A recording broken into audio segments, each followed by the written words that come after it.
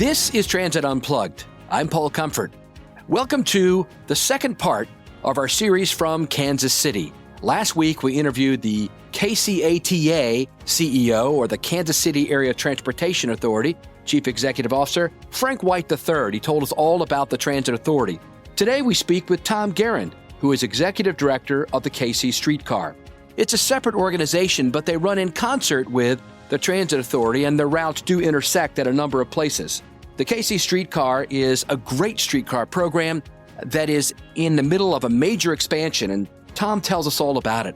We start out at their fantastic Union Station. If you ever go to Kansas City, you've got to visit their Union Station. Not only is it got a fantastic infrastructure, I mean, they don't build buildings like this anymore, this big grand hall that, reminds you of like a palace of some type. But they've got all kinds of things going on there. They've got a model train exhibit that is amazing, and they have a science museum, an IMAX theater, all kinds of things. He tells us all about that and the history there. Then we go outside and get on board his sleek, modern streetcars, which are fantastic. We take a ride on them. He tells us all about the program and the program for expansion and how the streetcar program works. And then we get off for lunch at the Streetcar Cafe, where he tells us some about his background and his vision for the system going forward. Hey, if you like what you hear and you want to see it, be sure to watch our companion video on April's episode of Transit Unplugged TV on YouTube. We show you behind the scenes of the streetcar and the Transit Authority, plus the blues music, the jazz music, some of the great barbecue at Gates Barbecue, all the things you'd want to see about Kansas City and what ties it all together, their public transportation program. That's on our companion video, which is Transit Unplugged TV this month on YouTube. Now, jump on board the streetcar with me as we go inside Union Station with Tom Gerend.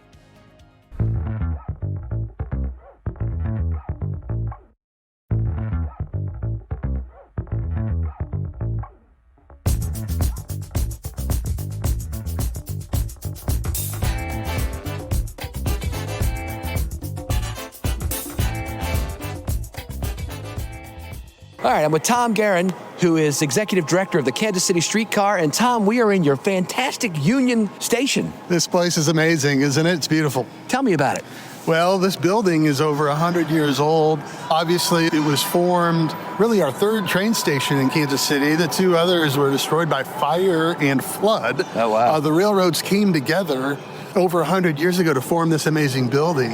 It operated for decades, providing millions of people trips across the country. This was like a central terminus in the middle of the country, Yeah, right? one of the biggest train stations in the country, still one of the biggest active it is Amtrak phenomenal. stations. Yeah. And hard to believe, in the 80s, this building went into complete disrepair. It was vacated, almost demolished, until our regional leadership came together to fund a bi-state tax to preserve and restore this amazing place. Well, that's unusual, a bi-state tax. It's the first time ever in Kansas City. We've not been able to replicate that model for anything else since that time. And the results have been phenomenal. This place is the front door for our city. It's the living room. It's where we celebrate. It's obviously where we connect with public transportation and other...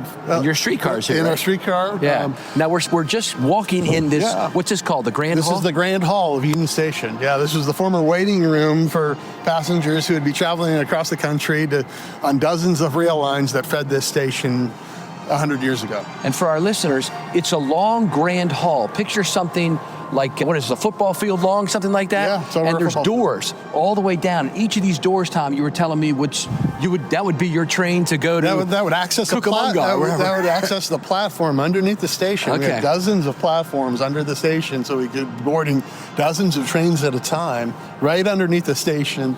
Each one of these doors would access that train platform for that destination. Amazing. And now it's like a big marble auditorium almost, and you said it's a cathedral. Yeah, we use it now to program concerts, major activity centers. Think of the NFL draft, think of parades for World Series and Super Bowls. We celebrate all of those things right here. You told me all the NFL players were in here. Yeah, you did the parade. This was kind of their waiting sort area. of a waiting area for players and staff, but we use it in Christmas time, amazing decorations to bring and lights to bring the community out, celebrate the beautiful Union Station and some amazing attractions. There's also a science center. There's exhibits, rolling exhibits. Disney's coming. We're going to have a Disney exhibit here in a short period of time. So just really amazing use of this facility that has really been, it's a postcard for Kansas City. Almost every picture that you see now has this building centered front and center, and it's for a reason. So in addition to an active train station with Amtrak and with your streetcar, tell us about, we just walked through an amazing trains. They're not toy trains. What do you call them? Well, yeah, model train exhibit. So there's, like I said, part of the education, there's in the Science Center, but also up here is just different aspects of our railroading history as a city and as a region, and the role that we played and served in connecting the country from east to west to really at a point and now north to south, right in the middle of the country. So it's cool, the kids love it, but there's also a lot of things to do, and importantly, it's the jumping off point. Really symbolizes how our city was connected to the country, and now it's a centerpiece into how we're connecting ourselves with streetcar expansion and transit service within the region. And you got an IMAX theater here, and we've got an IMAX theater, a planetarium, all sorts of fun stuff for people to do. So if you come to Kansas City, you got to come visit the Union Station. You got to come to Union Station. It's the first stop. All right. So we're at Union Station, which is the terminus, the ending terminus of your streetcar, right? That's correct. The current location is the southern terminus of our 2.2-mile streetcar.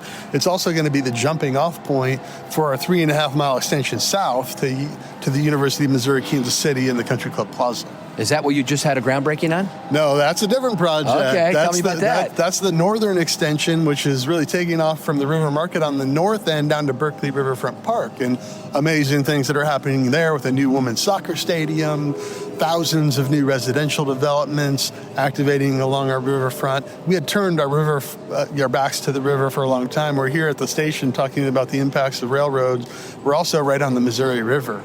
It's Lewis and Clark. It's where our city was founded. For years, it was a dumping ground, a literal dumping ground. Wow. We're now activating it with development, with beautiful park and trail systems. And pretty soon, in 2 short years, we're going to have a streetcar connection right to the riverfront and all of those great things that are happening on the northern side. So together, those projects really bookend each other, extending our current system north and south. We'll be growing our system from 2.2 miles to 6.5 miles long, and it really will be through the densest residential neighborhoods, connecting the largest employment centers in our city, and really will serve as a spine for a regional transit system that's multimodal, not just streetcar connecting bus, paratransit service, regional services, and obviously Amtrak here right at the station.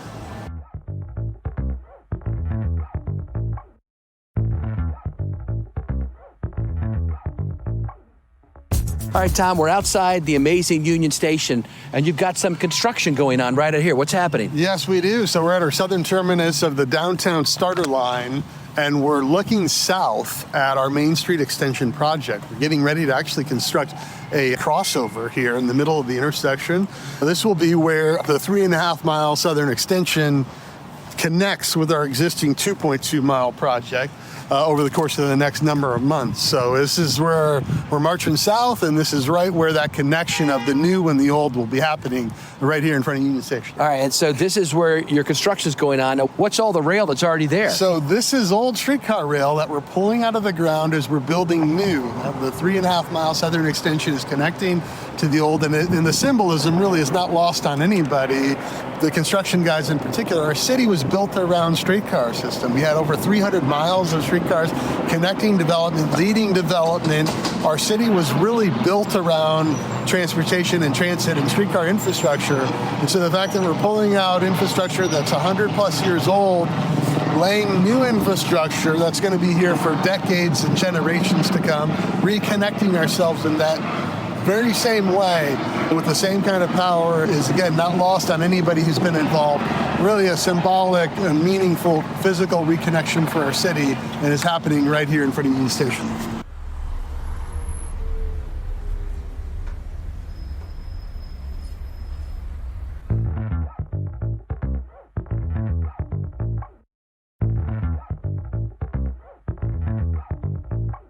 So, Tom, we just stepped on your streetcar. By the way, this is beautiful. How old are these cars? Well, these cars, we've been in operation just about 8 years now. So these are 8 years old. We started with 4, we now have 6. We're buying 8 more cars, the same model, CAF Turbos 3, to support the expansion of the system and really the maintenance and the shortening of our headways on the existing alignments. What's your current headways? How often? So we're running 10 to 12 minutes right now, 7 days a week, pretty much all day long. So wow, that's awesome. Frequency and coverage of hours is really important. It's a lesson learned. And when we started this system, it was designed and intended to be a real transportation connector for downtown. This wasn't a novelty. It wasn't nice to have. It was fundamental transportation, and our ridership and the response from the community has really demonstrated that to be true. So these streetcars are, again, CAF Urbos 3. They're 78 feet long.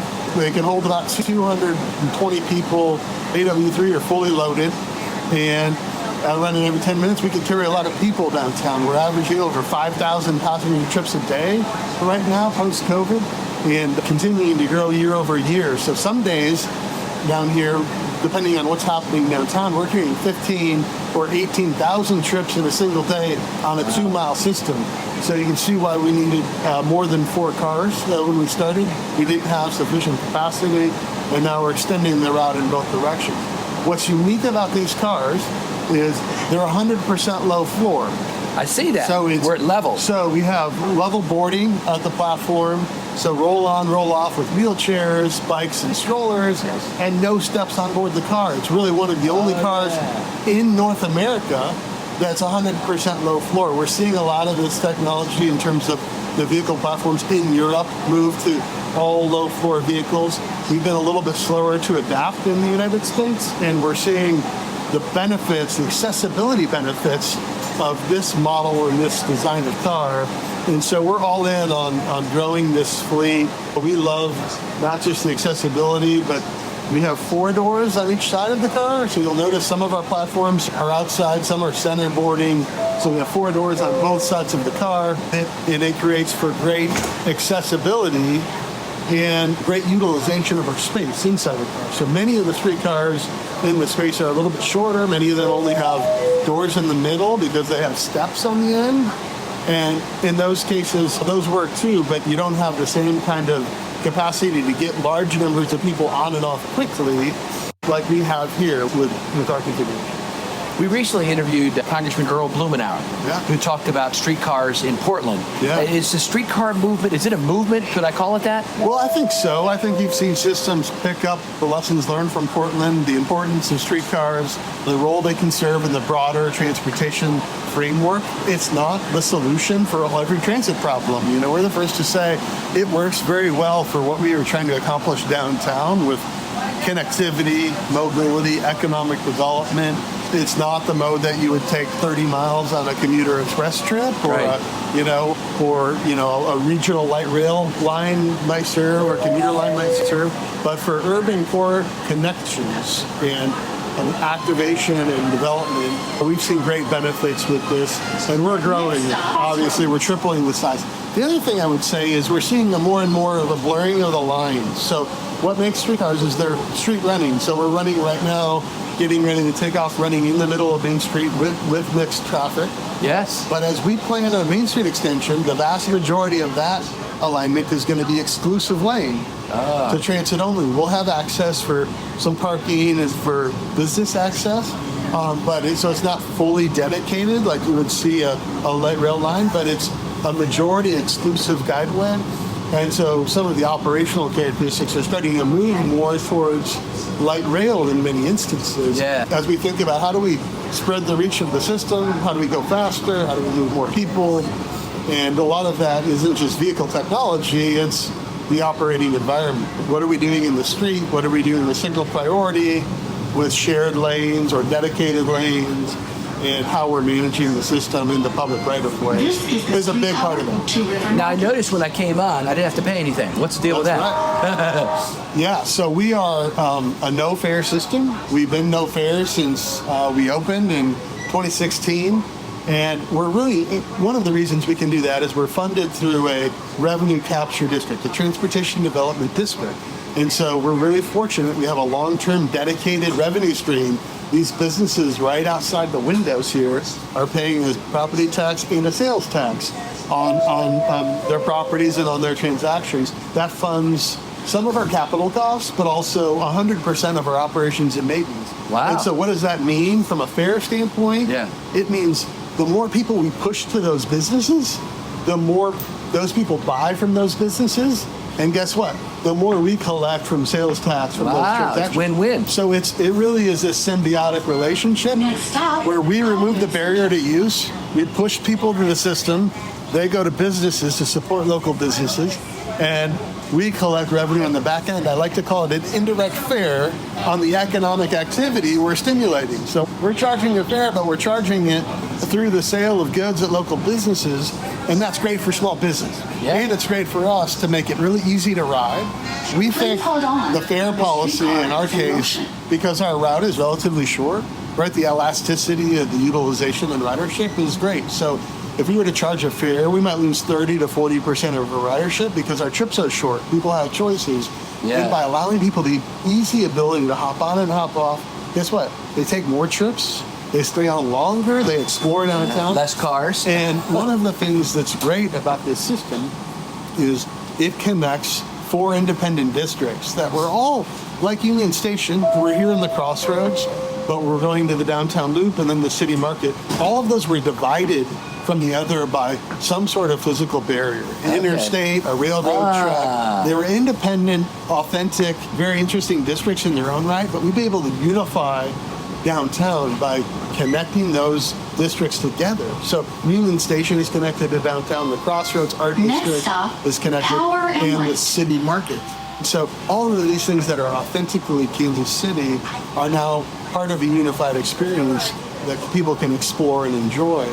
And it's one of the reasons why our system, we knew and thought we would have great utilization, and it's been better than we ever anticipated. What we didn't know is the psychological effect for how our system would redefine downtown. Literally how people experience it, how they engage with it, where they visit. And we've highlighted all of these uniquely authentic Kansas City items. So. Such as a wrap with your football team on. Well, that's our baseball one. Excuse me, that's our soccer team, Sporting Kansas City. So we have, that's the men's team, and we're wrapping a car as we speak for the women's team, the KC Gerend. Which is going to be, you're building a stadium, which is the only women's stadium in America? That's exactly right. On Berkeley Riverfront, the KC Gerend is building the only women's stadium in the country. Purpose-built stadium, and we're going to be connecting that with our northern extension of the Riverfront Extension project that we just broke ground down a week ago. Here's an interesting question. Do you let bikes on here? We let bikes, strollers, wheelchairs, and that's the beauty of this vehicle platform is it's roll on and roll off. It's great, man. And we can carry a lot of people, a lot of wheelchairs, a lot of bikes. You know, having the capacity to move hundreds of people every few minutes, depending on our frequency at the time, has been a great people to move for. This is the Power and Light District. So behind us is our arena here. You see that's the T-Mobile Center in the Power and Light District, which is a we went there the other night. bar and restaurant district. Now fully connected, obviously, to the downtown experience and to everything that we're doing on the existing project and obviously on the expansion. We're getting ready next week actually later this week to launch the Big 12 basketball tournaments, the conference basketball tournaments, which is the big deal. Streetcar plays an important role connecting people to those venues where we have teams from all over the country coming in, women's and men's, over the course of the next 2 weeks to enjoy all that Kansas City has to offer, and we've become a big part of that. Tom, it's amazing. How long have you been doing streetcars? Well, it's a good question. I actually started doing the planning for this downtown route back in 2010 with the MPO, Mid-America Regional Council. This project took off, and I came over in 2014 to part of the launch of the downtown starter line. So I've been with the streetcar in full-time capacity almost 10 years, but working on it even longer than that. And obviously we got a lot of pieces moving. The team has grown significantly beyond one, and that's exciting to see. So you're a proud papa. This is your baby, huh?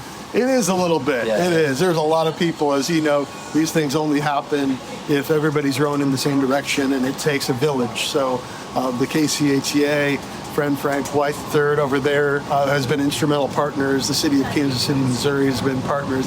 And then obviously all of our downtown ratepayers who are paying into our district, who voted to say we want a streetcar, are the reason that we're here riding the system today.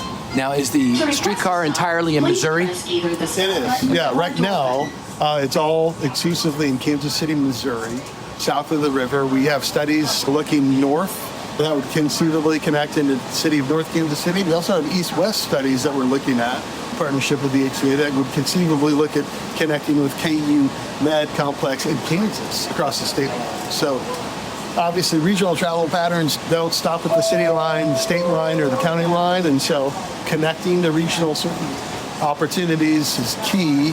And then obviously as we plan to grow the system over time, inevitably many of our trips that our regional employees and residents take are crossing those jurisdiction lines, and so we got to be planning for that as well.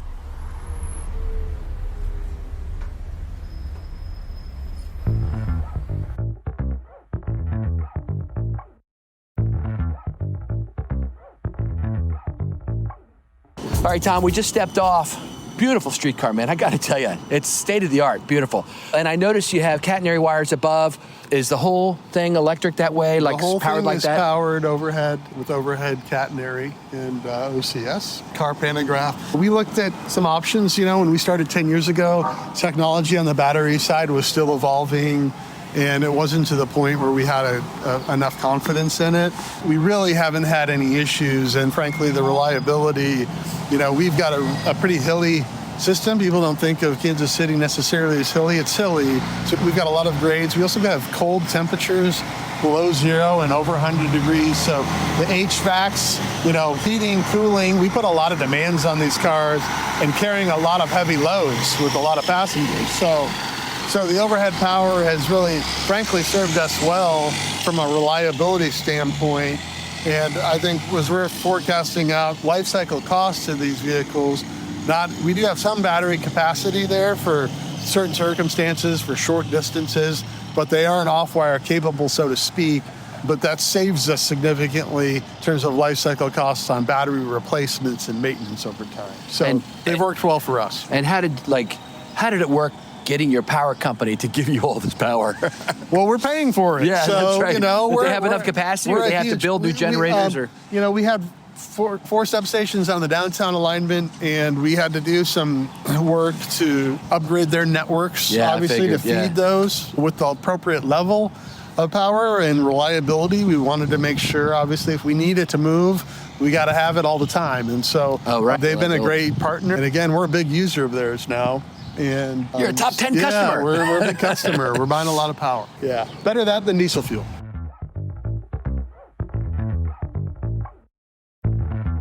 All right, Tom, so we're here at the Streetcar Grill. Tell us about where we're at. So we're in a restaurant called the Streetcar Grill. It was a former service parking lot right behind a streetcar stop, and it's just one of many illustrations of the power of transportation to build communities. So we were a lot of skeptics around economic development in streetcars when we started. And up on the wall is a screen that's not working right now, but we hope it will be soon. And what does that screen show us? And tell us about how you do that. It's our streetcar arrival sign. So we have developed a third-party application where we can put a program on a Fire Stick. For you. Thank you. Have a good one. And we can program a Fire Stick to a station stop up and down our route, give them to businesses, and they can just plug them into TVs, and it'll automatically feed real-time arrival information for their stop right out their front door, so their visitors can monitor the schedule, the upcoming, how much time they have left to get to the station for the next arrival, and it's worked out great.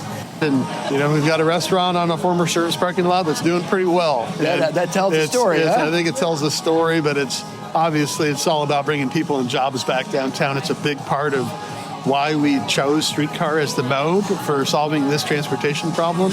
And to see the energy, the ridership, the economic investment, we've seen over $3 billion of active development, 40% increase in residential density within 3 blocks of the route over the last 8 years. So we are growing a neighborhood downtown that's now transit accessible and connected. People can live car-free or car light if they choose. It's an option. You were telling me there's a hotel right across the street with no parking. That's exactly right. We removed parking restrictions down here. We've got a hotel that was built without incentives, with no parking as part of it, right behind a streetcar stop, connected to everything.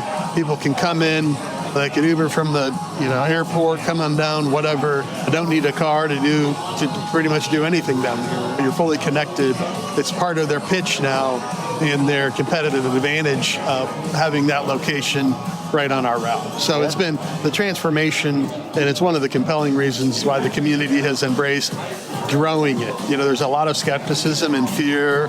People wouldn't ride it. It's too expensive. Our city's too auto-centric. Some days we're carrying 15,000 people downtown. Over half of our city residents have ridden the streetcar in the last year. People are using it in spades, and now they're wanting us to grow the impact. And we get to try to manage that dynamic now of how do we grow the system intelligently where it makes sense, and how do we connect ourselves to all of the other services that the region has to offer. That's great. So it's the power of placemaking, isn't it? Where the streetcar is making downtown into a place. It's a place. It's redefined. It's our linking of these four districts together: River Market, Union Station, Downtown Loop, and Crossroads together has really connected the most authentic, best of Kansas City for people and visitors and residents to have easy access to. So we've elevated the best of what our city has to offer and connected people to it, and is really in the process of redefining downtown in many respects. And you told me that was really what got you into transportation to start with, right? That's exactly right. I started on the regional planning front, really focused more on community development and planning through regional planning commissions. And I got into transportation because the power of transportation. I came to Mid-America Regional Council here in Kansas City almost 20 years ago to lead the region's long-range transportation plan. And as part of that, focused on transit and moving that forward. What a great career story, Tom, moving from planning into really placemaking here in Kansas City. Yeah, it's not very often you get to plan a project, watch it come to fruition, support its operation, support its expansion. So I've been really blessed and humbled to be just a part of something that's really changed the face of Kansas City. And we like to say we're building a system for future generations. So seeing young kids growing up now, this is the norm in Kansas City. That's pretty powerful, amazing opportunity. So just excited to be here. That's wonderful. Well, it's an honor to speak with you today. You're doing it right here in Kansas City, baby. Well, thanks for coming to Kansas City. You're welcome back anytime.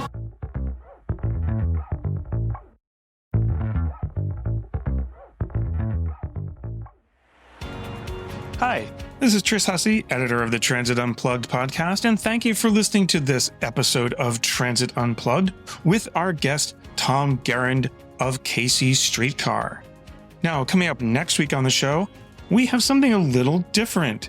We have a mayor on the show. In fact, Oklahoma City Mayor David Holt. And he tells us about their new BRT line, their new light rail line, and how he's engaging businesses to make it all happen. Hey, are you following Transit Unplugged on social media or getting our newsletter? Just head over to transitunplugged.com, and all the links to sign up for all the places where you can follow us are right there. Transit Unplugged is brought to you by Modaxo. At Modaxo, we're passionate about moving the world's people. At Transit Unplugged, we're passionate about telling those stories. So until next week, ride safe and ride happy.